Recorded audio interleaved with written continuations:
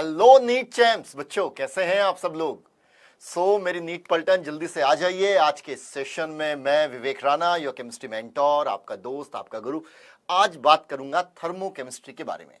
एक important topic है, NEET के रेस्पेक्ट में तो बहुत ज्यादा इंपॉर्टेंट है। आप जानते हैं कि थर्मोडायनेमिक्स को हमने दो पार्ट में ब्रेक किया, एक था थर्मोडायनेमिक्स, दूसरा है थर्मोकेमिस्ट्री। और अगर हम बात करें नीट एग्जाम की केमिस्ट्री के रेस्पेक्ट में तो थर्मोकेमिस्ट्री से ज्यादा क्वेश्चन आते हैं, थर्मोडायनेमिक्स वाले पार्ट से थोड़े कम क्वेश्चंस आते हैं। आज सबसे ज्यादा इंपॉर्टेंट टॉपिक है थर्मोकेमिस्ट्री के बारे में मैं डिस्कस करने वाला हूं।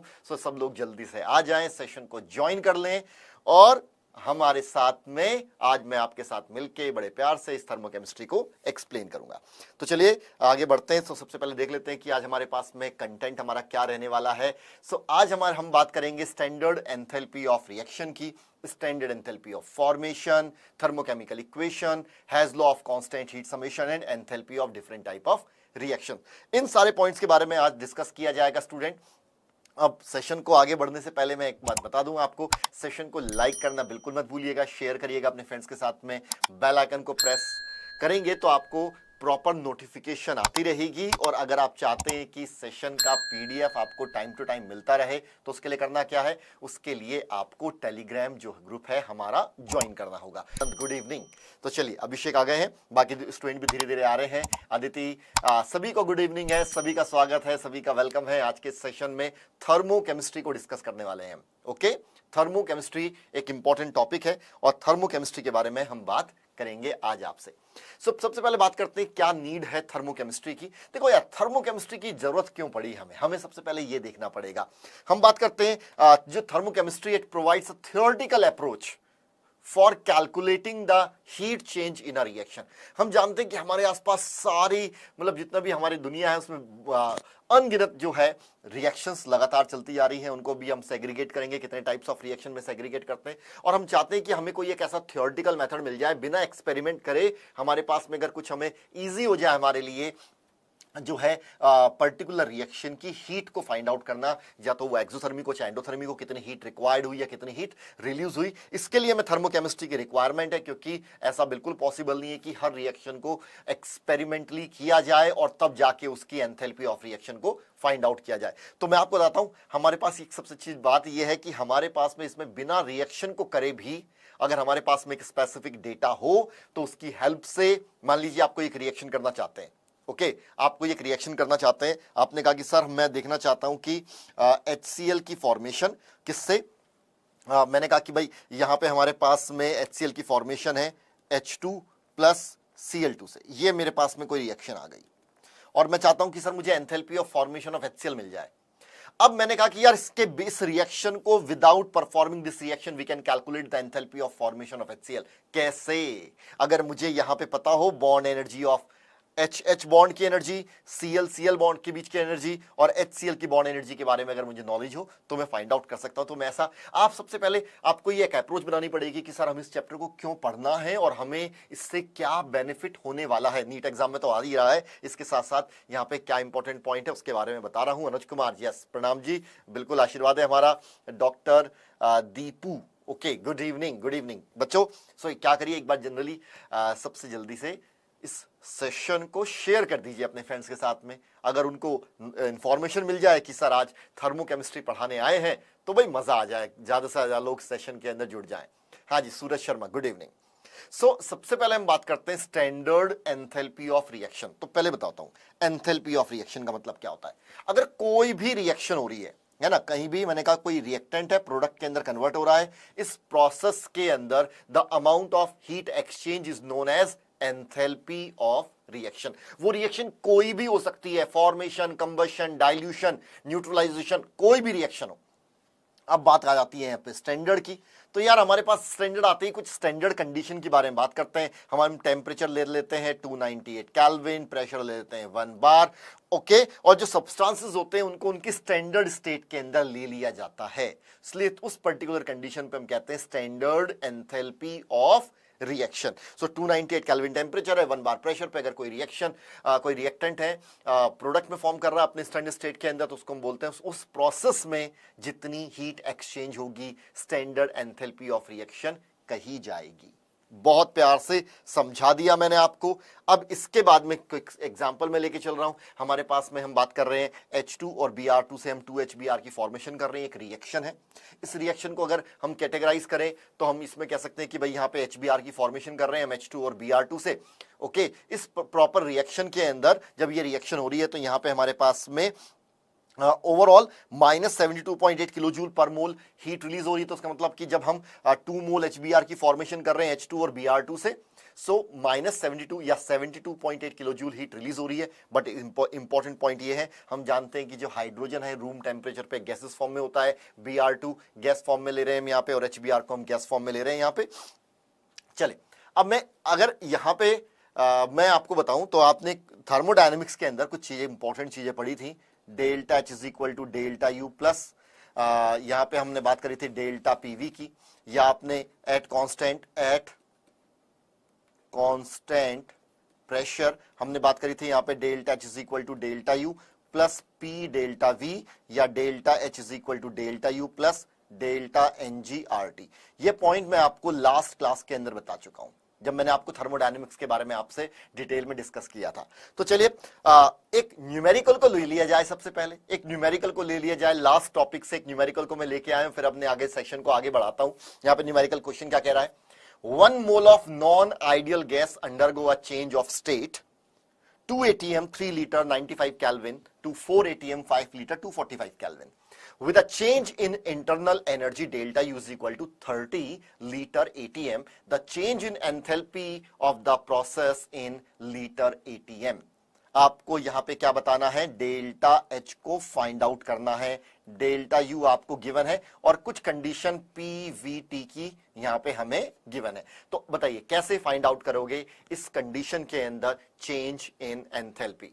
हाँ जी मोहित, जो मीडियम आपको दिख रहा है वैसे ही रहेगा। It's not a completely English और हिंदी मीडियम, इंग्लिश में है ना, कंटेंट आपका इंग्लिश में रहेगा। चलिए टेल मी क्या होगा क्वेश्चन बच्चों, जल्दी से मुझे बताइएगा।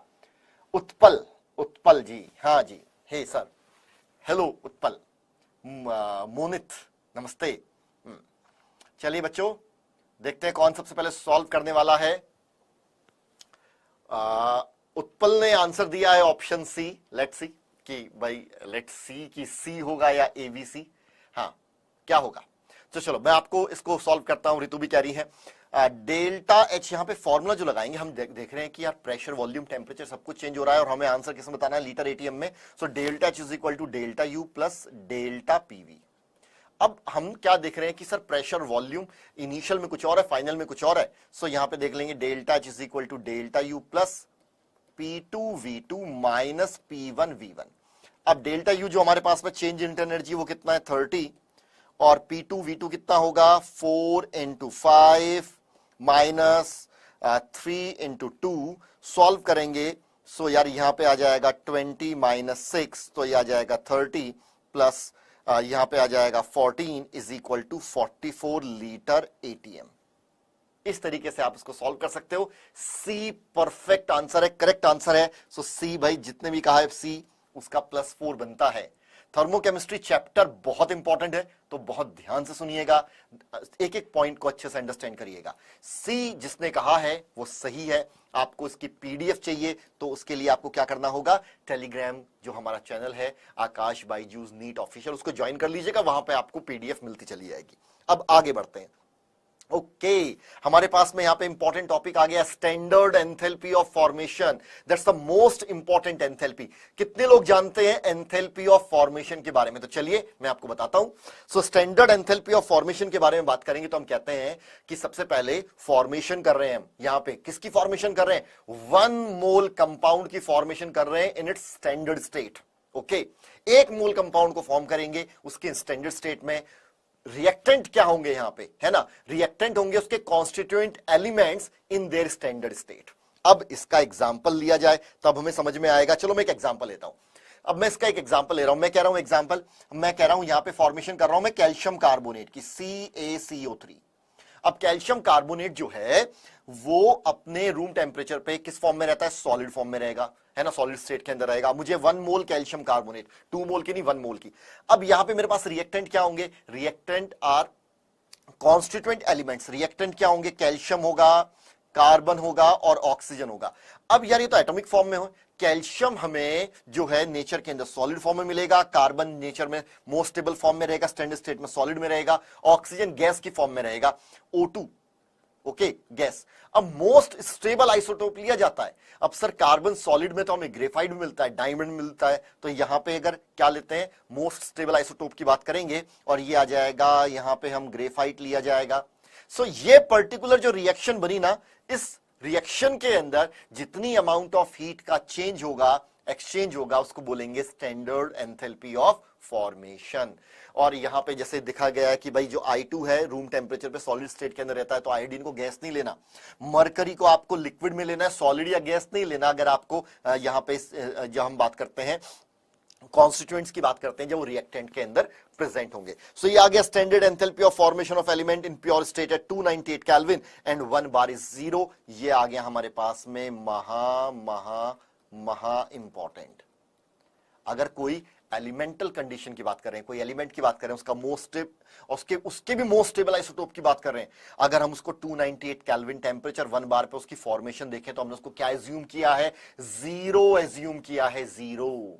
ओके सो ये हो गई हमारे लिए बहुत इंपॉर्टेंट पॉइंट कि standard enthalpy of formation of elements in pure state at 298 kelvin and 1 bar is 0। Example के साथ मैं आपको बताता रहता हूं, जैसे भाई हम जानते हैं कि ऑक्सीजन जो है उसके दो आइसोटोप हमारे पास में O2 और O3। सो O2 की स्टैंडर्ड एंथैल्पी ऑफ फॉर्मेशन क्या होगी, 0 होगी, बट O3 की 0 नहीं होगी। अब ऐसे हमारे पास में सल्फर जो आता है रोम्बिक और मोनोक्लिनिक कंडीशन में आता है। रोम्बिक रूम टेम्परेचर पे ज्यादा स्टेबल होता है, तो हमारे पास में रोम्बिक की एंथैल्पी ऑफ फॉर्मेशन क्या होगी, 0 होगी। पर अगर सल्फर में मोनोक्लिनिक लिया जाए तो वो 0 नहीं होगा। ऐसे कार्बन में ग्रेफाइट और डायमंड आता है, ग्रेफाइट अगर लिया जाएगा तो एंथैल्पी ऑफ फॉर्मेशन 0 है, डायमंड में 0 नहीं है। तो इन सारे पॉइंट्स को आप ध्यान रखेंगे, बहुत ज्यादा इंपॉर्टेंट है। चलिए ठीक है, हेलो, चलिए बिलव्ड आ गए भाई, हाय कैसे हैं आप। बट यहां पे कुछ हमारे पास में एक्सेप्शन भी आते हैं। अगर हम फास्फोरस की बात करें तो हमारे पास में व्हाइट फास्फोरस है, रेड फास्फोरस है, ब्लैक फास्फोरस है। अगर स्टेबिलिटी की बात की जाए तो ब्लैक फास्फोरस सबसे ज्यादा स्टेबल है, उससे कम स्टेबल है रेड फास्फोरस, उससे कम स्टेबल है व्हाइट फास्फोरस। बट यहां पे जब एंथैल्पी ऑफ फॉर्मेशन 0 की बात की जाती है, स्टैंडर्ड एंथैल्पी ऑफ फॉर्मेशन में एलिमेंटल कंडीशन में कौन सा फास्फोरस लिया जाएगा, व्हाइट फास्फोरस लिया जाएगा। नोट कर लीजिए, इंपॉर्टेंट है भैया, नीट में बहुत बार क्वेश्चन आए हुए हैं, मल्टीपल टाइम्स के अंदर बहुत इंपॉर्टेंट क्वेश्चन आए हुए हैं। ठीक है, अब कहते सर अब ये तो समझ में आ गया कि स्टैंडर्ड एंथैल्पी ऑफ फॉर्मेशन क्या है। स्टैंडर्ड एंथैल्पी ऑफ फॉर्मेशन का यूज क्या है, मैं आपको यूज बताता हूं। अगर मुझे कभी भी enthalpy of reaction find out करनी हो, standard enthalpy of reaction find out करनी हो, सो मेरा पर्पस क्या हुआ, सर मुझे standard enthalpy of reaction find out करना है और मुझे वहां पे डेटा में क्या गिवन है, क्वेश्चन में डेटा गिवन है एंथैल्पी ऑफ फॉर्मेशन का, है ना। स्टैंडर्ड एंथैल्पी ऑफ फॉर्मेशन का जो है डेटा मुझे वहां पे गिवन है। तो उस पर्टिकुलर कंडीशन में मैं क्या कर सकता हूं कि enthalpy of reaction, standard enthalpy of reaction is equal to summation of enthalpy of formation of product minus summation of standard enthalpy of formation of reactant. इस फॉर्मूले को लिख लीजिएगा, ये महा इंपॉर्टेंट है और इस पे बहुत सारे क्वेश्चन आए हुए हैं। ओके हाँ बिल्कुल, दोबारा बता देता हूं, and standard enthalpy of reaction is equal to, अगर डेटा के अंदर एंथैल्पी ऑफ फॉर्मेशन गिवन है तो हम क्या कहेंगे, summation of standard enthalpy of formation of product minus summation of standard enthalpy of reactant. इस तरीके से हमारा जो क्वेश्चन है उसको हम सॉल्व करेंगे। ओके सो यहां पे हमारे पास में एक रिएक्शन थी H2O, जो है इसके एंथैल्पी ऑफ फॉर्मेशन की हम बात कर रहे हैं H2 और हाफ O2 से। सो हम यहां पे जैसे मैंने आपको बताया उसकी हेल्प से हम इसको कर सकते हैं। चलिए क्वेश्चन पे आ जाते हैं, क्वेश्चन पे आ जाते हैं। पहला क्वेश्चन देखते हैं कितने लोगों को स्टैंडर्ड एंथैल्पी जो है, standard enthalpy of formation clear हो गया। एक बार थम्स अप करिएगा, है ना, जिन लोगों को standard enthalpy of formation clear हो गया है जल्दी से मुझे बताइएगा और फिर इस क्वेश्चन का भी आंसर करिए। The enthalpy of formation in the standard state is 0 for which of the following substances? A. Sucrose, B. Ethanol, C. Aluminium, D. Calcium chloride. Yes, Mukhtar Hussain, thank you. Yes भाई, सिर्फ उत्पल कह रहे हैं कि उनको एंथैल्पी ऑफ फॉर्मेशन क्लियर हो गया है। बाकी लोग देखते हैं इस क्वेश्चन का आंसर। कह रहा है किसकी enthalpy of formation standard state में 0 होती है। हमारे पास में यहां पे आंसर आएगा सर एलिमेंट्स की। एलिमेंटल कंडीशन की, एलिमेंट्स की। सर सुक्रोज तो एलिमेंट नहीं है, इथेनॉल एलिमेंट नहीं है, कंपाउंड है, एल्यूमिनियम एक एलिमेंट है, कैल्शियम क्लोराइड एक कंपाउंड है। आंसर इज सी, और जिसने सी कहा है +4, किसी ने कहा है सी? नो, ऑप्शन डी नहीं होगा, बिल्कुल नहीं होगा। Okay, so here C is the correct answer. Okay, Devi Singh Rathore, चलिए बहुत बढ़िया है, बहुत अच्छा। तो ये होगा हमारे इस क्वेश्चन का करेक्ट आंसर। आंसर क्या है? सी is the correct answer.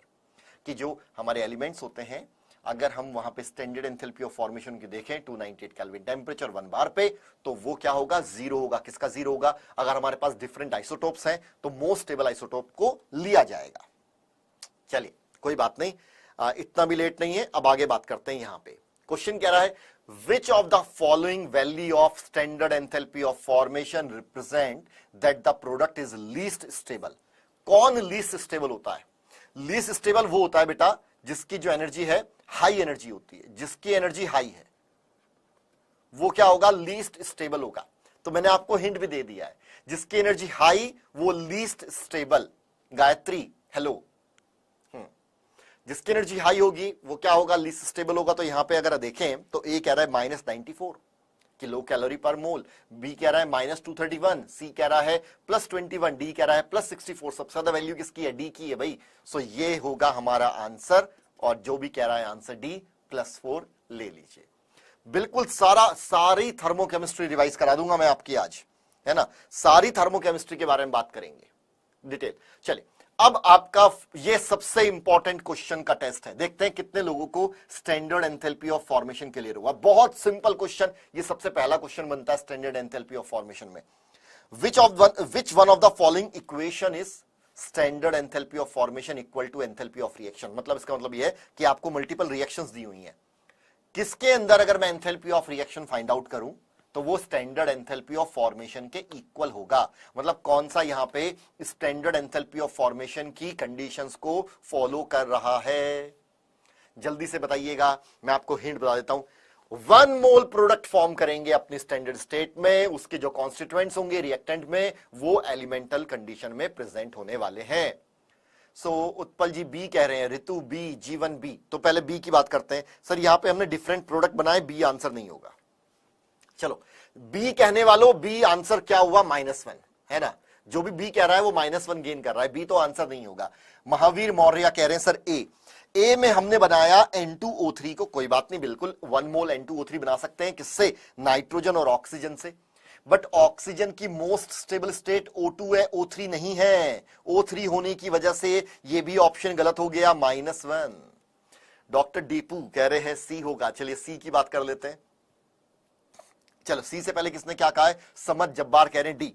So sir यहां पे हम 2 मोल CO2 फॉर्म कर रहे हैं। क्या कर रहे हैं? 2 मोल CO2। एंथैल्पी ऑफ फॉर्मेशन में सिर्फ 1 मोल प्रोडक्ट बनाया जाता है। ये भी आंसर गलत हो गया, ये हो गया -1। C is the correct. 1 mole HCF4 बना रहे हैं, किसके साथ?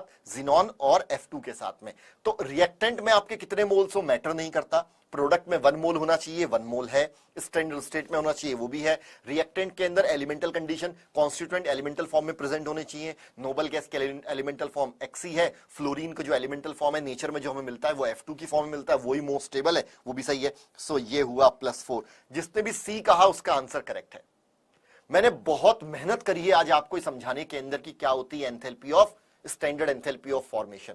डेफिनेशन ही लोगों को नहीं आती। तो चलिए होप कि आपको आगे तक ये क्लियर रहेगा। अब बात करते हैं थर्मोकेमिकल इक्वेशन की।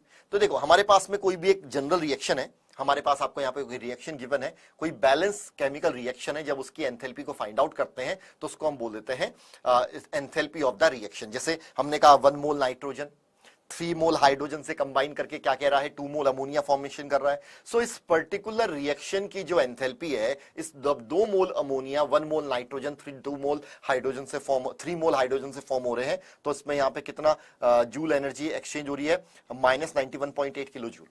ओके, अब अगर आपने क्या करा, अब मैं बताता हूं, सिंपल सा पॉइंट है।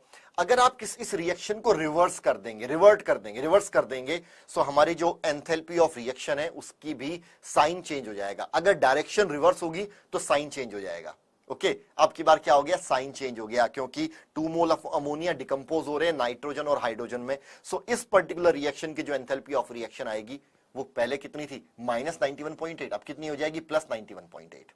ओके, सो ये एक इंपॉर्टेंट है। Utpal sir but delta n g तो जीरो, नहीं डेल्टा एनजी जीरो तो उससे क्या हुआ, enthalpy delta H delta U के बराबर हो जाएगा, डेल्टा एच डेल्टा यू के बराबर हो जाएगा। डेल्टा एनजी जीरो होने से एंथैल्पी ऑफ फॉर्मेशन जीरो नहीं होता बेटा। ओके, अगर आपने किसी रिएक्शन को हाफ से मल्टीप्लाई कर दिया, जैसे आपने इस पूरी रिएक्शन में देखा हमारे पास पहले क्या था 1 मोल नाइट्रोजन 3 मोल हाइड्रोजन से कंबाइन करके 2 मोल अमोनिया, आपने पूरी रिएक्शन को हाफ से मल्टीप्लाई कर दिया। सो आपने क्या करा, जो हमारे पास में पहले एंथैल्पी ऑफ रिएक्शन थी ना 1, उसको भी आपको हाफ से मल्टीप्लाई करना है।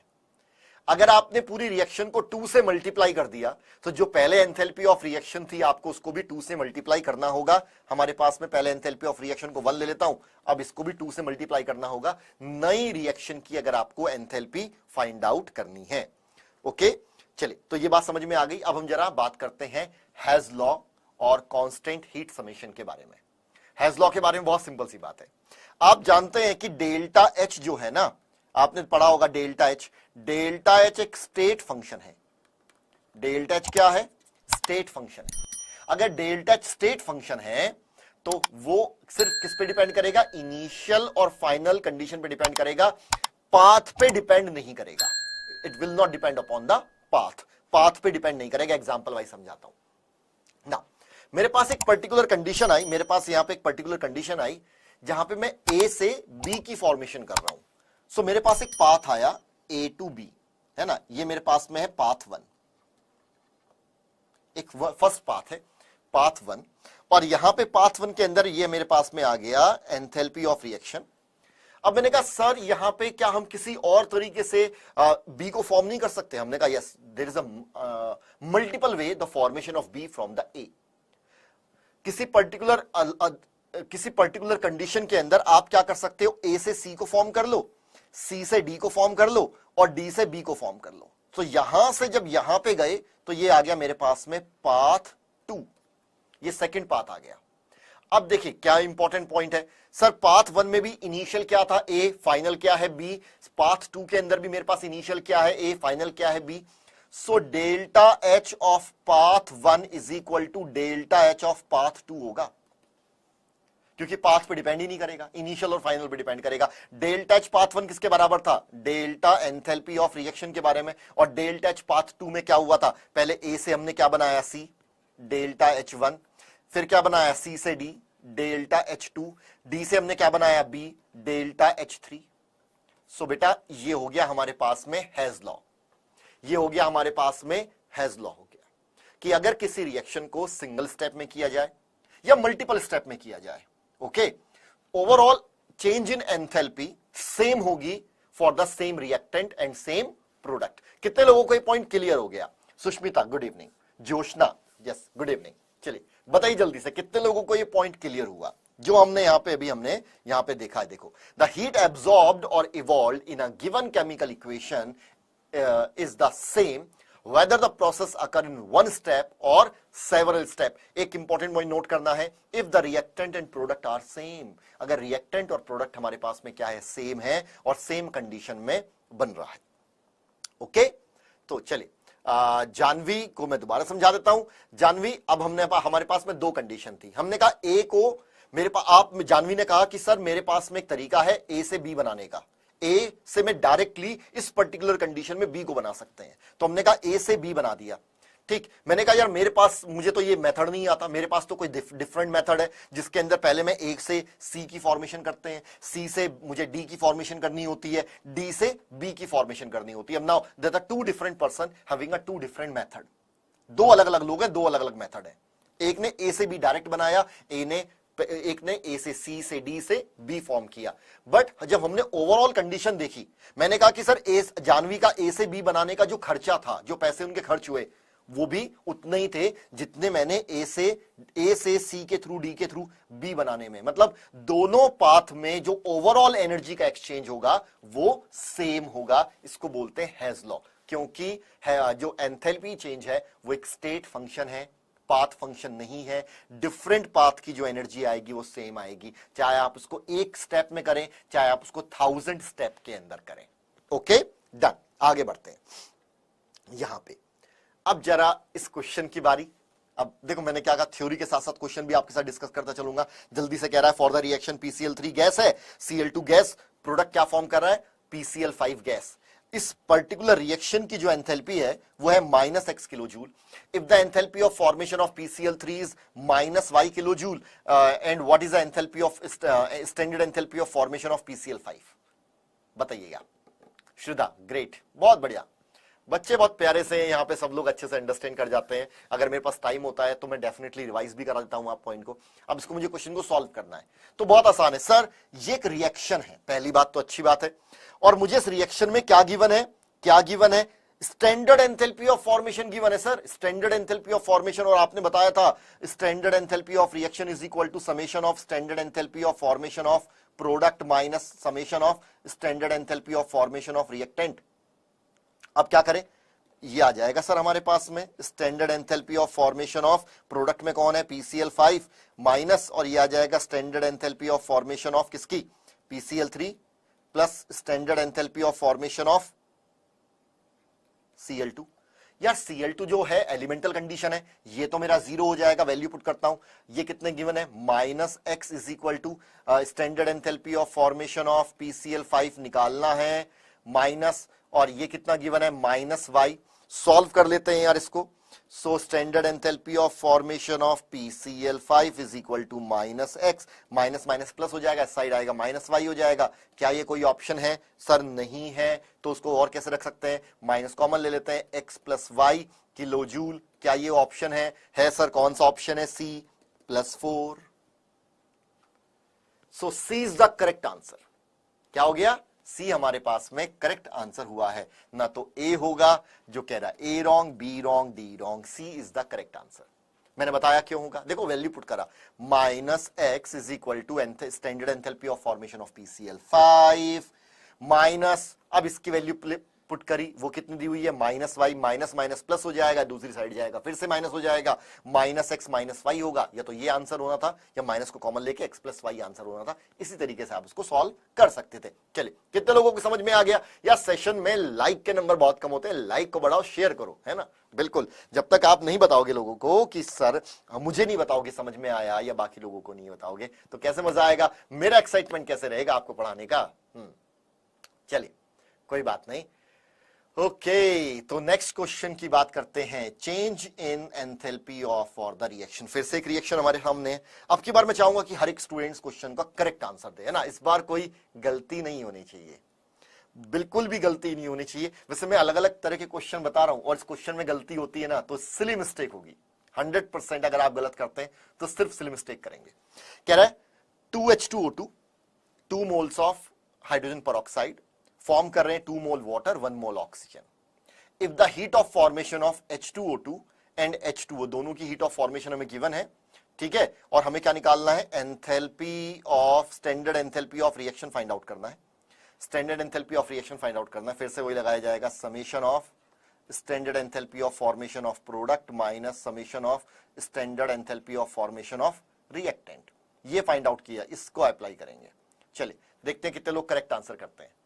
और भाई बहुत कम लोगों को समझ में आ रहा है, कोमल, सुष्मिता, शुभम, उत्पल, हाँ, क्लियर होना चाहिए सारी चीजें, एक एक पॉइंट क्लियर होना चाहिए। चले, तो भाई मुझे देखना पड़ेगा कि यहां पे करेक्ट आंसर क्या है।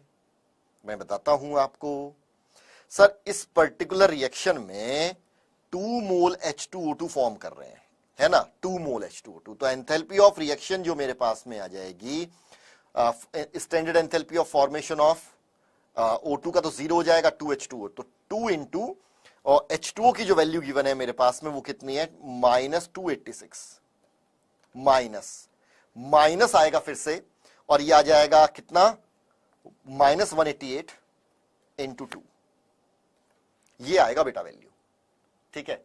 तो इसलिए मिस्टेक होनी है क्योंकि 2 मोल, क्योंकि इस पर्टिकुलर रिएक्शन में 2 मोल H2O2 2 मोल H2 बना रहे हैं, तो मुझे रिएक्शन की एंथैल्पी पूछी है, ना कि सिर्फ इसको हाफ मोल मत कर देना, प्रॉपर कंडीशन को देखना है।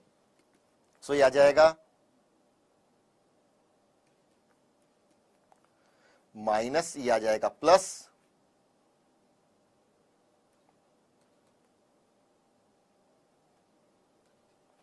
इसको सॉल्व करेंगे और सॉल्व करने के बाद में वैल्यू आ जाएगी हमारे पास में 196 किलो जूल पर मोल। जितने भी कहा था ए प्लस 4 ले लो। ए, ऋतु कुमारी ने ए कहा है आंसर में, उत्पल का भी अब ए आ गया है। ठीक है, डन, इज इट क्लियर? सबको क्लियर होना चाहिए भाई। मुझे पता था कि कहां मिस्टेक हो रही है। आपने, बहुत सारे लोगों ने मिस्टेक में सिर्फ ऐसा किया होगा, सर H2O2 की जो एंथैल्पी है वो है H2O की है -286 माइनस 188 और मेरा आंसर जो कि रॉन्ग आ जाएगा। हो सकता है रॉन्ग, मतलब हाँ ठीक है। चलो आगे बढ़ते हैं। अब आती है enthalpy of different type of reactions. Enthalpies of different type of reaction. यार बहुत तरह की रिएक्शंस हमारे पास में होती हैं, बहुत तरह की। थोड़ा सा फास्ट कर देते हैं इसको क्योंकि हमारे पास इंपॉर्टेंट पार्ट अभी बाकी है। हम बात करते हैं enthalpy of fusion, vaporisation, sublimation. ठीक, यहां पे आप देखेंगे एक एक को हम लेके बात कर लेते हैं। सबसे पहले एंथैल्पी ऑफ फ्यूजन की बात करते हैं। एंथैल्पी ऑफ फ्यूजन में कहते हैं कि भाई एंथैल्पी का exchange, okay, enthalpy change when 1 mole of solid is completely converted into liquid state at its melting point. मतलब मेल्टिंग पॉइंट पे जब 1 मोल सॉलिड कंप्लीटली लिक्विड में कन्वर्ट होता है, अब सॉलिड लिक्विड में कन्वर्ट होगा तो हीट को एब्जॉर्ब करेगा, एंडोथर्मिक प्रोसेस होगा। तो 1 मोल सॉलिड 1 मोल लिक्विड में कन्वर्ट करने के लिए मेल्टिंग पॉइंट पे जितनी हीट को एब्जॉर्ब करेगा वो उसकी एंथैल्पी ऑफ फ्यूजन होगा। बिल्कुल उत्पल, मैं जल्दी प्लान करूंगा इसके लिए। ओके, सो चलिए अब इसके बाद में आता है एंथैल्पी ऑफ वेपोराइजेशन। वेपोराइजेशन का मतलब क्या होता है? सबसे इंपॉर्टेंट पॉइंट है boiling point. Sir boiling point पे, पर्टिकुलर बॉइलिंग पॉइंट पे, कोई भी लिक्विड उसका कोई बॉइलिंग पॉइंट होगा, तो बॉइलिंग पॉइंट पे 1 मोल जो हमारे पास में लिक्विड है कन्वर्ट करेगा 1 मोल गैस में। इस प्रोसेस में वो जितनी भी एंथैल्पी को एक्सचेंज करेगा या एब्जॉर्ब करेगा हीट को, वो होगी उसकी एंथैल्पी ऑफ वेपोराइजेशन। बहुत आसान, ठीक है। और यहां पे भी हीट एब्जॉर्ब होती है तो ऑलवेज एंडोथर्मिक प्रोसेस है। इसके बाद में हम बात करते हैं एंथैल्पी ऑफ सब्लिमेशन। सो हम कहते हैं sir sublimation, particular sublimation temperature पे 1 मोल सॉलिड कितनी हीट को एब्जॉर्ब करेगा to convert into 1 mole gas. So यहां पे 1 मोल सॉलिड से 1 मोल गैस कन्वर्ट होगा और जितनी हीट को एब्जॉर्ब करेगा सब्लिमेशन टेंपरेचर पे उसको बोलेंगे हम एंथैल्पी ऑफ सब्लिमेशन, जो कि अलग अलग होता है। यहां पे आप एग्जांपल दे सकते हैं ड्राई आइस, तो ये देख रहे हैं आप ड्राई आइस डायरेक्टली सब्लिमेशन होते हुए देख रहे हैं, वो सॉलिड से किस में कन्वर्ट हो रही है? गैस में। एक तो एग्जांपल ये होता है और इसकी एंथैल्पी ऑफ सब्लिमेशन होती है 25.2 किलो जूल पर मोल। इसके बाद में हमारे पास में एक एग्जांपल और है एंथैल्पी ऑफ सब्लिमेशन का, आयोडीन का एग्जांपल ले सकते हैं। सॉलिड I2 को अगर आप किसी क्लोज कंटेनर के अंदर हीट करेंगे तो वो क्या करेगा, जो है वहां पे पर्पल वेपर बननी स्टार्ट हो जाएंगी और यहां पे डायरेक्ट वेपर बनेंगी, पर्पल वेपर बनेंगी और ये हमारे पास में शो कर रहा है एंथैल्पी ऑफ सब्लिमेशन प्रोसेस को। Example of camphor, example of naphthalene ball, definitely Shraddha बिल्कुल करेक्ट कह रहे हो। These are the examples of enthalpy of sublimation. So clear हो गया, बहुत आराम से प्यार से बता दिया गया है आपको। अब जरा एग्जांपल फिर से मैं चाहूंगा कोई भी स्टूडेंट सिली मिस्टेक ना करे, ये बहुत इजी क्वेश्चन है। 36 gram of pure water absorbs 80600 joule to evaporate from a vessel. What is the enthalpy of vaporization of H2O? क्या है enthalpy of vaporization of H2O? कौन बताएगा मुझे आंसर करेक्ट जल्दी से? हाँ, 36 gram of pure water absorbs 80600 joule to evaporate from a vessel. What is the enthalpy of vaporization of H2O? बच्चों जल्दी से आंसर करिएगा और सबको करेक्ट आंसर करना है। सबको करेक्ट आंसर करना है जल्दी से। ए आ रहा है? उत्पल करेक्ट आंसर दे रहे हैं भाई यहाँ पे बार बार, मतलब आंसर तो दे ही रहे हैं, कम से कम आप भी ऐसे कुछ करिए, सब लोग आंसर करिएगा तभी मजा आएगा। ओके, सब लोग आंसर करिए। तो चलो बताता हूं, सर हमसे पूछा एंथैल्पी ऑफ वेपोराइजेशन, ये आएगा फॉर 1 मोल, फॉर 1 मोल। और मोल्स ऑफ वाटर कैसे आएगा? Given mass divide by molar mass. Molar mass कितना होता है वाटर का? 18 H2O है ना, तो आ जाएगा हमारे पास में 18 ग्राम पर मोल। सो इज इक्वल टू आ जाएगा सर 2 मोल। सो सर 2 मोल को वेपोराइज कर रहे हैं तो हीट कितनी चाहिए? 80600, तो 1 फॉर 1 मोल कितना आ जाएगा? फॉर 1 मोल आ जाएगा 80600 डिवाइड बाई 2, और ये आंसर आएगा जूल के अंदर, और किलो जूल के लिए मुझे क्या करना पड़ेगा, डिवाइड करना पड़ेगा 1000 से, तो वैल्यू आ जाएगी किलो जूल के अंदर, आंसर आ जाएगा हमारे पास में ए 40.3 kilo joule per mole. A is the correct answer. A हमारे पास में क्या है, करेक्ट आंसर है। Okay, A is the correct answer. तो आपका आंसर करेक्ट आ गया है, हाँ जी बिल्कुल करेक्ट आ गया है सबका, सबको क्लियर हो गया। काफी लोगों ने आंसर दिया है, बट बच्चे स्टूडेंट मुझे लग रहा है कम है, तो कम ही लोग यहाँ पे क्या कर रहे हैं, रेस्पॉन्ड कर रहे हैं। भाई बच्चों, आपकी भी ये जिम्मेवारी बनती है कि अपने फ्रेंड्स को एक बार इंटीमेट करो इन क्लासेस के बारे में। मैं यहाँ पे आपको हर मंडे और जो है वेडनेसडे 11th के टॉपिक का रिवीजन कराऊंगा for NEET 2022 one shot series के अंदर इंपॉर्टेंट, और ईच ट्यूसडे और हम बात करते हैं थर्सडे की 6 o'clock मैं आपसे डिस्कस करूंगा क्लास 12th के टॉपिक। तो डेली मैं आपसे मिलने वाला हूं 6 to 7, डेली 6 to 7 आपकी केमिस्ट्री क्लास होंगी, बिल्कुल रेगुलरिटी रहेगी। आपको हर दिन आके कुछ ना कुछ नया ज्ञान दिया जाएगा।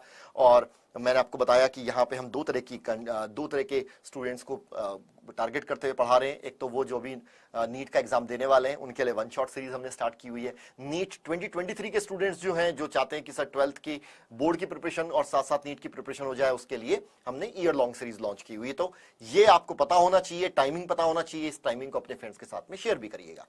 अब हम बात करते हैं यहाँ पे स्टैंडर्ड एंथैल्पी ऑफ कंबशन के बारे में।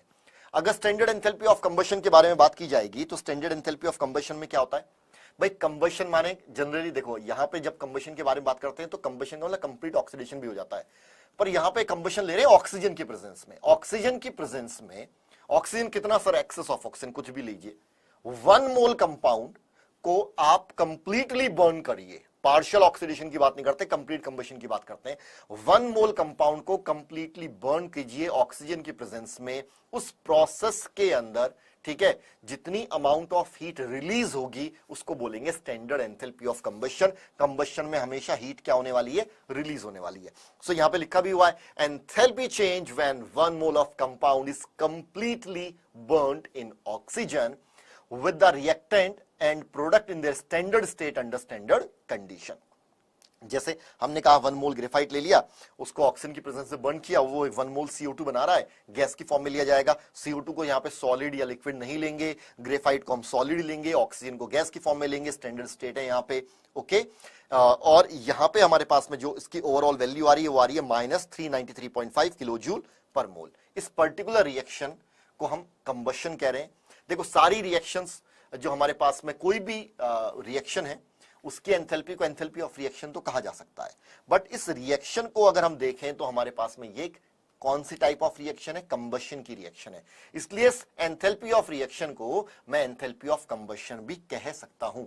हर किसी एंथैल्पी को आप एंथैल्पी ऑफ कंबशन नहीं कह सकते।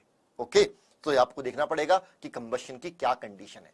अब इसको यूज कहां किया जाता है, इसको दो जगह यूज किया जाता है। एक आता है हमारे पास में to find the calorific value. Calorific value के लिए यार एक बहुत इंपॉर्टेंट पॉइंट आता है जिसको मैं कहता हूं कि अगर मुझे एंथैल्पी ऑफ कंबशन पे क्वेश्चन पूछना हो ना तो मैं इस पे पूछूंगा, कैलोरिफिक वैल्यू पे। क्योंकि बच्चों, एंथैल्पी ऑफ कंबशन 1 मोल के रेस्पेक्ट में निकाली जाती है और कैलोरिफिक वैल्यू 1 ग्राम के रेस्पेक्ट में निकाली जाती है। ये एक डिफरेंस है जिसको आपको नोट करना चाहिए, बिल्कुल अच्छा इंपॉर्टेंट नोट करो।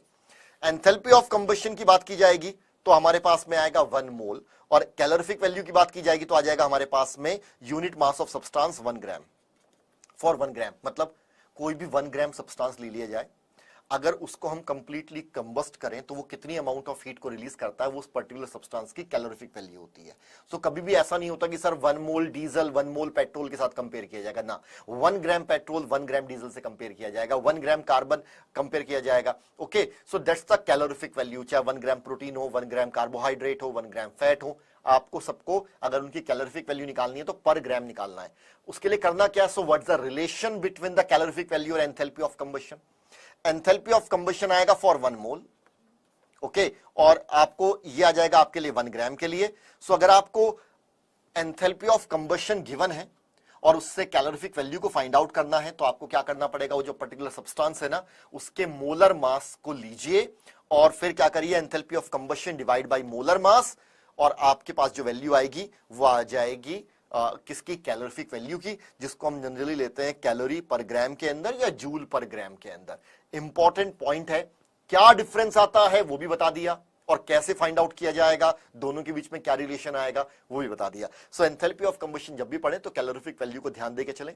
इसके बाद में हमारे पास में एक पर्टिकुलर पॉइंट और आता है कि सर यहां पे अगर हम चलो क्वेश्चन की बात कर लेते हैं पहले।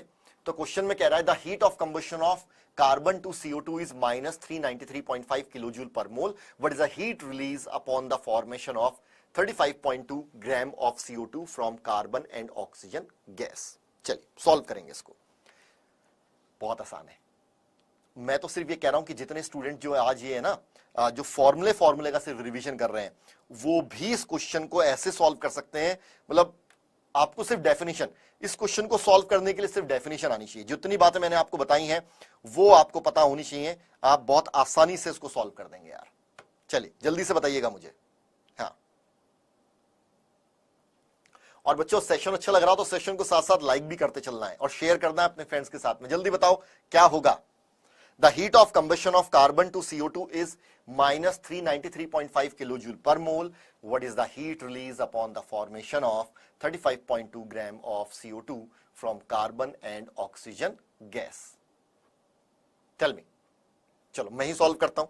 सर यहां पे जो हमसे कह रहा है ना heat formation, heat of combustion of CO2, sir ये किसके लिए? 1 मोल के लिए, 1 मोल CO2 के लिए। और कार्बन का जो मोलर मास होता है वो होता है 44 ग्राम पर मोल।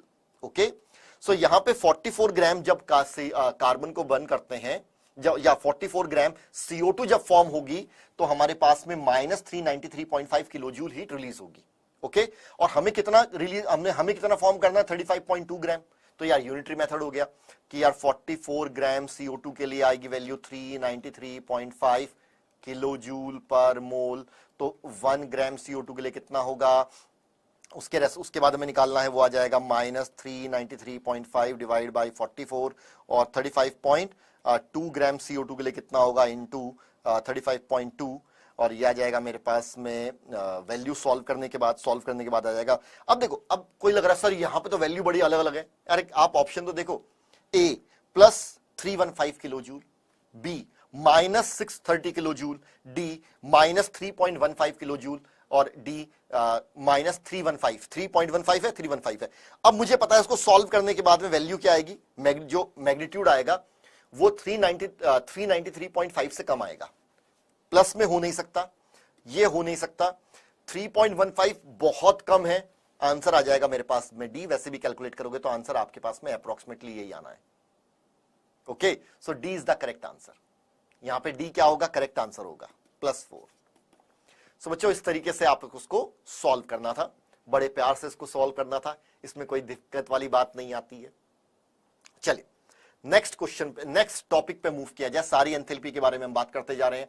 एंथैल्पी ऑफ फॉर्मेशन पढ़ ली है, enthalpy of combustion, hedge law हमने डिस्कस किया है। अब हम बात करेंगे स्टैंडर्ड एंथैल्पी ऑफ एटोमाइजेशन के बारे में। बहुत सिंपल है एटोमाइजेशन, आपको मॉलिक्यूल को एटॉमिक कंडीशन में कन्वर्ट करना है। तो आपके पास कोई 1 मोल सब्सटेंस हो, उसको 1 मोल सब्सटेंस को इतनी हीट दी जाए कि वहां पे सारे बॉन्ड ब्रेक करके वो एटॉमिक कंडीशन में आ जाए, उसको बोलते हैं, जितनी अमाउंट ऑफ हीट वो एब्जॉर्ब करेगा उसको बोलेंगे एंथैल्पी ऑफ एटोमाइजेशन। जैसे हमारे पास था 1 मोल हाइड्रोजन गैस, 1 मोल हाइड्रोजन गैस को हमने हीट दी और इसके बॉन्ड को ब्रेक कर दिया, मॉलिक्यूल को एटॉमिक कंडीशन में ले आए। सो यहां पे हमारे पास में ये जितनी अमाउंट ऑफ हीट को एब्जॉर्ब कर रहा है उसको हम बोलते हैं enthalpy of atomization. Enthalpy change when 1 mole of substance converts into gaseous atoms under standard conditions. हो गया, आराम से समझ में आ गया, कोई दिक्कत की बात नहीं है। अब यहां पे हीट दे रहे हैं तो ये वैल्यू क्या आ जाएगी मेरे पास में? पॉजिटिव आ जाएगी। और enthalpy of atomization of hydrogen gas कितना आ गया मेरे पास में? 435.0 किलोजूल पर मोल। अब यार हमारे पास में आता है बॉन्ड एनर्जी। अब एंथैल्पी ऑफ एटोमाइजेशन में 1 मोल कंपाउंड को ब्रेक करते हैं, ठीक है। एक हमारे पास में आ जाएगा बॉन्ड एंथैल्पी। बॉन्ड एंथैल्पी में 1 मोल बॉन्ड को ब्रेक करते हैं, सेम टाइप। क्या कहा मैंने? मेरे पास में 1 मोल सेम टाइप बॉन्ड होने चाहिए। उसको ब्रेक करने में जितनी अमाउंट ऑफ हीट की रिक्वायरमेंट होती है उसको हम बोलते हैं बॉन्ड एंथैल्पी।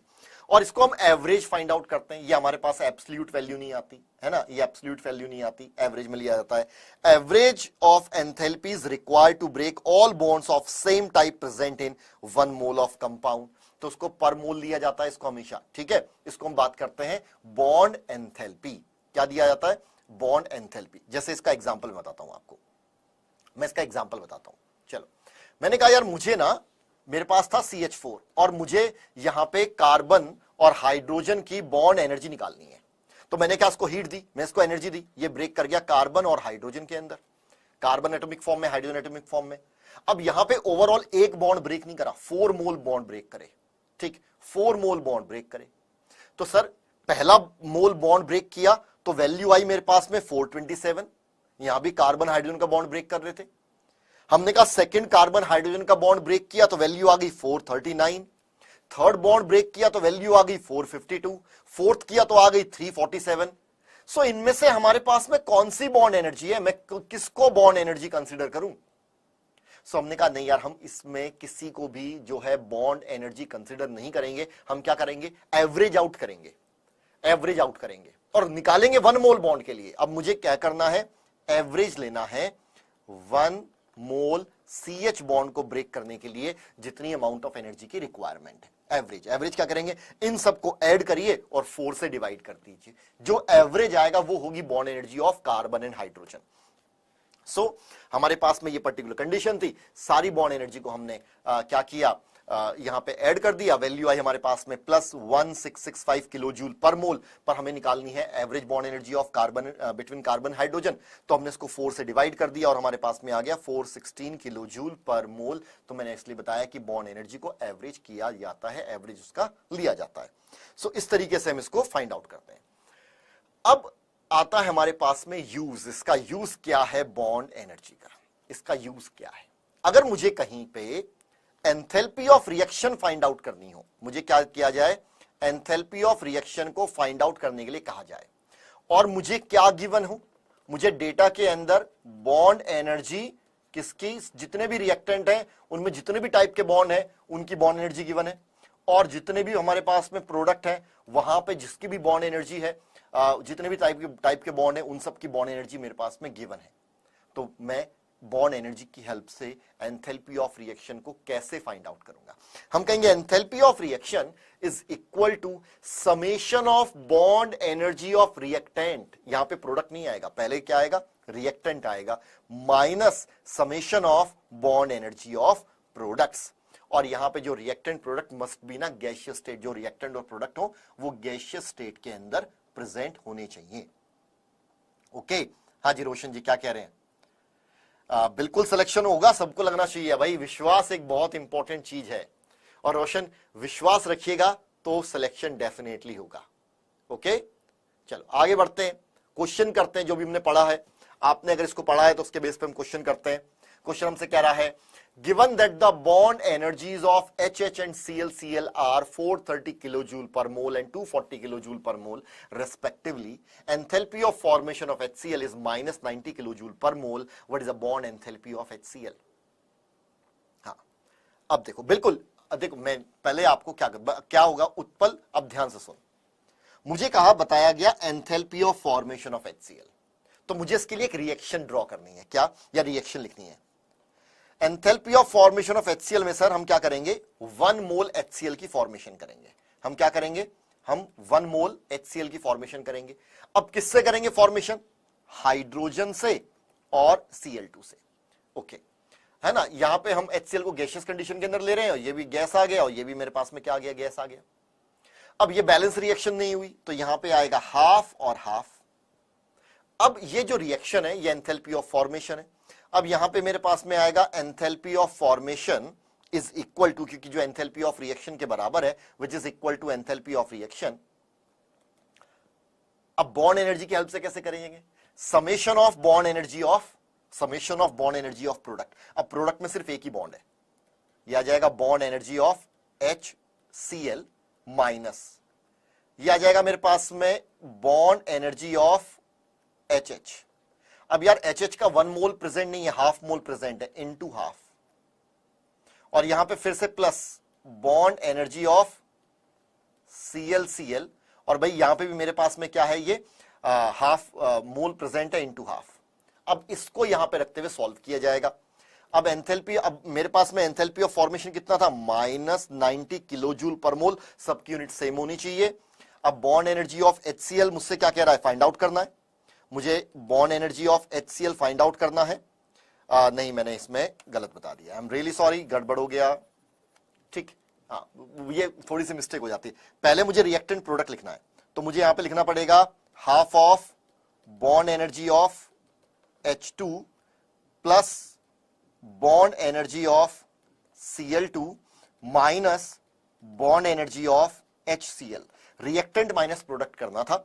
अब -90 और ये आ जाएगा मेरे पास half, which is equal to, ये आ जाएगा 430 plus 240 minus bond energy of HCl, और बेटा इसको सॉल्व करेंगे। सॉल्व करने के बाद हमारे पास में बॉन्ड एनर्जी ऑफ HCl जो आएगा वो आ जाएगा आपके पास में, यहां पे सॉल्व करने के बाद में 425 किलो जूल पर मोल, ये वैल्यू आएगी। B is the correct answer, B is the correct answer, B हमारे पास में करेक्ट आंसर होगा।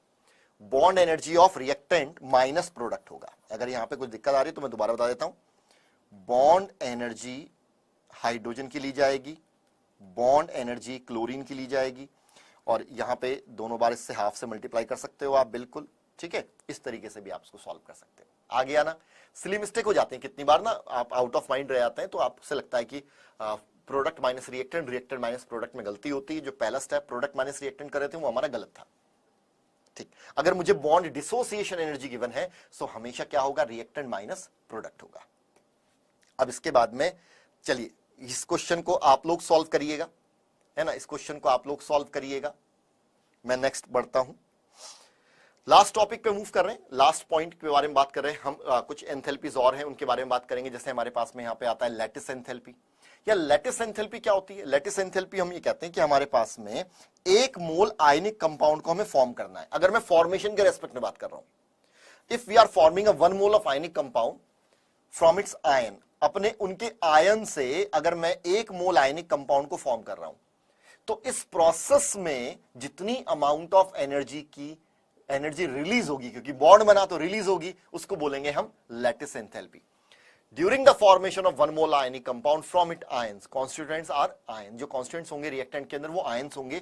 During this process the amount of energy release is known as lattice enthalpy. Reverse भी कर सकते हो, 1 मोल आयनिक कंपाउंड को ब्रेक करने के बाद में ब्रेक कर रहे हैं इसके कॉन्स्टिट्यूएंट आयंस के अंदर, इस पर्टिकुलर प्रोसेस में जितनी अमाउंट ऑफ एनर्जी रिक्वायर्ड होगी, बॉन्ड को ब्रेक करने में रिक्वायर्ड, बॉन्ड की फॉर्मेशन में रिलीज, तो ये आ जाएगा। अब हम जो लैटिस एनर्जी को है हम बॉर्न-हेबर साइकिल के साथ के हेल्प से भी क्या कर सकते हैं, बिल्कुल फाइंड आउट कर सकते हैं। बॉर्न-हेबर साइकिल की हेल्प से हम इसको फाइंड आउट कर सकते हैं। मैं बिल्कुल बताता हूं आपको कैसे।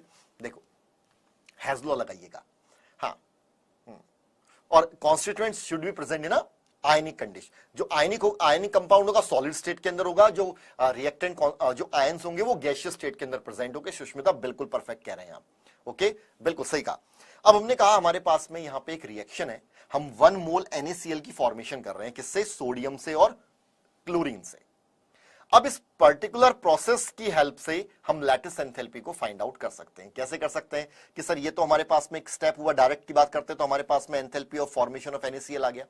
बट सर ये जो स्टेप है, ये प्रोसेस है, ये जो पर्टिकुलर रिएक्शन है मल्टीपल स्टेप में होती है। कैसे, सबसे पहले जो सोडियम होगा ना, सोडियम आपने 1 मोल सोडियम लिया सॉलिड में, वो क्या करेगा, सब्लिमेट करेगा गैस के अंदर। सो ये आ गया हमारे पास में गैस के अंदर, स्टेप ए। फिर सर हमारे पास में जो 1 मोल गैस है वो आयोनाइज करेगी, कैटायन फॉर्मेशन होगी, और 1 मोल ऑफ कैटायन फॉर्मेशन होगी। ये आ गया step B, enthalpy of ionisation. जो हमारे पास में half mole Cl2 molecular form में था, सर वो एटॉमिक फॉर्म के अंदर आएगा हमारे पास में, ठीक है, हाफ एटॉमिक फॉर्म में आएगा। तो एटॉमिक फॉर्म में हमारे पास में आएगा तो हम कह देंगे इसको half of the bond dissociation energy of Cl2। सो ये हमारे पास स्टेप आ गया सी।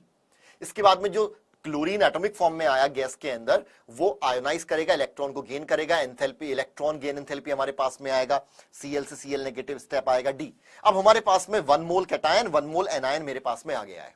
लास्ट स्टेप में क्या होगा कि कैटायन और एनायन के बीच में strong electrostatic force of attraction आएगा और वो कंबाइन करके 1 मोल आयनिक सॉलिड क्रिस्टल के अंदर फॉर्म करेगा। और ये आ गया मेरे पास में A B C D E step आ गया, और ये जो ई स्टेप है ये आ गया हमारे पास में लैटिस एनर्जी। अब देखिए हो क्या रहा है, अगर मैं यहां पे हेज लॉ को अप्लाई करूं, अगर मैं इसके अंदर सिंपली हेज लॉ को यहां पे देखो अप्लाई करता हूं, तो मेरे पास में enthalpy of formation is equal to A, क्योंकि अलग अलग पाथ है, एक पाथ से तो मेरे पास में ये कंडीशन आ गई, A plus B plus C plus D plus E. A मतलब कि हम सम करेंगे सबका, standard enthalpy of sublimation of sodium, standard enthalpy of ionization of sodium, half of the bond energy of the chlorine, and इसके बाद में standard electron gain enthalpy of Cl, और उसके बाद में आ जाएगा प्लस लैटिस एंथैल्पी या स्टैंडर्ड लैटिस एंथैल्पी। सो बेटा अगर मेरे पास में ये कंडीशन गिवन हो, स्टैंडर्ड एंथैल्पी ऑफ फॉर्मेशन मुझे गिवन है, आयोनाइजेशन गिवन है, सब्लिमेशन गिवन है, बॉन्ड एनर्जी मेरे पास में यहाँ पे गिवन है, ओके, और यहाँ पे इलेक्ट्रॉन गेन एंथैल्पी गिवन है, सिर्फ लैटिस एंथैल्पी निकालना है, तो यार बिल्कुल फाइंड आउट कर लेंगे। आपको पता है कि अब प्लस माइनस करना पड़ेगा, इसके अलावा ज्यादा कुछ करना नहीं पड़ेगा। देखिए कैसे किया है हमने कहा कि स्टैंडर्ड एंथैल्पी ऑफ फॉर्मेशन किसके बराबर था, सब्लिमेशन के। सब्लिमेशन किसका, जल्दी बात करते हैं, सोडियम का। Half of the bond energy किसकी, Cl2 की। इसके बाद में आयोनाइजेशन सोडियम की, इलेक्ट्रॉन गेन एंथैल्पी क्लोरीन की, और lattice enthalpy Na positive Cl negative की। अब यहां पे मेरे पास में अगर मुझे सबकी वैल्यू पता हो तो बिना मुझे इस पर्टिकुलर रिएक्शन को करे भी मैं स्टैंडर्ड एंथैल्पी ऑफ रिएक्शन को फाइंड आउट कर सकता हूं। और मेरे पास स्टैंडर्ड एंथैल्पी ऑफ फॉर्मेशन मुझे पता है, अगर मुझे आइडेंटिफाई है, तो मैं यहां पे क्या निकाल सकता हूं, लैटिस एनर्जी को निकाल सकता हूं। तो बेटा इस तरीके हेल्प से जो है थर्मोकेमिस्ट्री आपको ये टूल प्रोवाइड करती है कि विदाउट परफॉर्मिंग स्पेसिफिक रिएक्शन, उसका एक्सपेरिमेंटल करे बिना भी कुछ थियोरेटिकल वे से हम जो है एंथैल्पी ऑफ रिएक्शन को फाइंड आउट कर सकते हैं। अब इसके बाद बात करते हैं standard enthalpy of hydration of gaseous ion. Standard enthalpy of hydration of gaseous ion का मतलब यह है कि भाई हमारे पास में 1 मोल जो हमारे पास में 1 मोल आयन प्रेजेंट है, मेरे पास कोई 1 मोल आयन है Cl नेगेटिव। अब जो वाटर है यार आप जानते हैं पोलर नेचर का होता है, ऑक्सीजन पे पार्शियल नेगेटिव, हाइड्रोजन पे पार्शियल पॉजिटिव होगा because of the difference of electronegativity. So जब कोई आयन ना वाटर के अंदर जाता है तो वाटर उसके अराउंड एक शेल क्रिएट करता है जिसको बोलते हैं सॉल्वेशन शेल, और उसको उस प्रोसेस के अंदर कुछ अमाउंट ऑफ हीट क्या होती है, रिलीज होती है। इसको बोलते हैं हम, इस प्रोसेस को बोलते हैं हाइड्रेशन, और यहां पे इस एनर्जी को बोलते हैं स्टैंडर्ड एंथैल्पी ऑफ हाइड्रेशन। अब इसके बाद में आता है standard enthalpy of solution. Solution मतलब कि यार पहली बात तो हमारे पास एक सॉल्यूट एक सॉल्वेंट होगा। अब सॉल्यूट हमारे पास में कितना होगा, 1 मोल, और सॉल्वेंट एक्सेस में। कभी कोई 1 मोल सॉल्यूट या 1 मोल कंपाउंड अगर मैं वाटर के रेस्पेक्ट में बात कर लूं तो एक्सेस ऑफ वाटर में जब डिसॉल्व हो जाए, डिसॉल्व मतलब कि 100% डिसॉल्व होना चाहिए। एक्सेस ऑफ सॉल्वेंट लेने का पर्पस ये होता है कि मुझे 1 मोल कंपाउंड को 1 मोल सॉल्यूट को 100% डिसॉल्व करना है ऐसा, और उसको तो उस पर्टिकुलर प्रोसेस के अंदर जितनी अमाउंट ऑफ एनर्जी एक्सचेंज होगी उसको बोलेंगे एंथैल्पी ऑफ सॉल्यूशन। तो सॉल्यूट होना चाहिए 1 मोल और सॉल्वेंट एक्सेस होना चाहिए। मैंने बता दिया एक्सेस क्यों, क्योंकि सिर्फ हमें इस बात से मैटर करता है कि वहां पे जो है 100% सॉल्युबिलिटी होनी चाहिए 1 मोल पर्टिकुलर कंपाउंड की, ठीक, ओके। तो उस पर्टिकुलर प्रोसेस में जितनी अमाउंट ऑफ एनर्जी रिलीज होगी उसको बोलेंगे एंथैल्पी ऑफ सॉल्यूशन। चलिए अब हम बात करेंगे यहां पे देखिए, इसके बाद में सबसे इंपॉर्टेंट पॉइंट हमारे पास में आ जाता है स्टैंडर्ड एंथैल्पी ऑफ न्यूट्रलाइजेशन। ये लास्ट पॉइंट है, मैं इसको अच्छे से एक्सप्लेन कर देता हूं। स्टैंडर्ड एंथैल्पी ऑफ न्यूट्रलाइजेशन हमसे कहता है कि सारे पॉइंट मैं आपको कवर करते चल रहा हूं। स्टैंडर्ड एंथैल्पी ऑफ न्यूट्रलाइजेशन वो कहता है क्या, देखो हमारे पास में जब 1 gram equivalent strong acid 1 gram equivalent strong base के साथ में कंबाइन करता है ना, न्यूट्रलाइजेशन रिएक्शन होती है। ऐसे मतलब strong acid 1 gram equivalent strong base के साथ कंबाइन करता है, तो इस प्रोसेस में यहां पे क्या बनेगा, सॉल्ट बनेगा। सॉल्ट के साथ साथ ये क्या करेगा, 57.1 किलो जूल हीट रिलीज करेगा, ठीक है। ये हीट क्या करेगा, प्रोड्यूस करेगा, इतनी हीट को क्या करेगा, प्रोड्यूस करेगा, और इस वैल्यू को हम बोलते हैं स्टैंडर्ड एंथैल्पी ऑफ न्यूट्रलाइजेशन। अच्छा, सर अगर हमारे पास स्ट्रॉन्ग एसिड स्ट्रॉन्ग बेस नहीं हुआ, कोई वीक एसिड वीक बेस हो तो क्या होगा? क्या न्यूट्रलाइजेशन नहीं होगा? यस। अगर कोई भी वीक हुआ तो न्यूट्रलाइजेशन प्रोसेस तो होगा, बट उस प्रोसेस को स्टैंडर्ड एंथैल्पी ऑफ न्यूट्रलाइजेशन नहीं बोला जाएगा, सिर्फ उसको बोलेंगे एंथैल्पी ऑफ न्यूट्रलाइजेशन। सिंपल सा ये पर्टिकुलर पॉइंट है। कह रहा है कि heat release when 1 mole of H positive is dilute solution combined with 1 mole of OH negative ion to give rise undissociated water under standard condition.